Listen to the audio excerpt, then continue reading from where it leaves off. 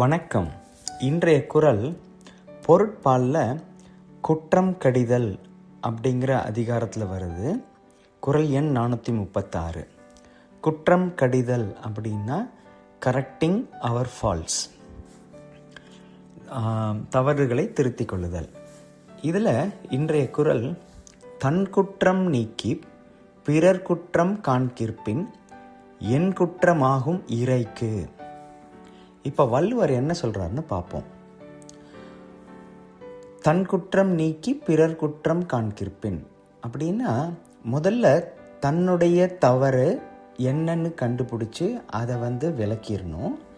அதுக்கப்புறம் மற்றவங்களுடைய தவறு என்ன இருக்குது அப்படிங்கிறதையும் எடுத்து ஆராய்ஞ்சு அவங்களுக்கு சொல்லி அவங்கள சரி பண்ணிக்க சொல்கிற தலைவனுக்கு எந்த காலத்துலேயுமே குற்றம் வராது, அவர் தவறானவராக இருக்கவே முடியாது அப்படின்னு சொல்கிறாரு.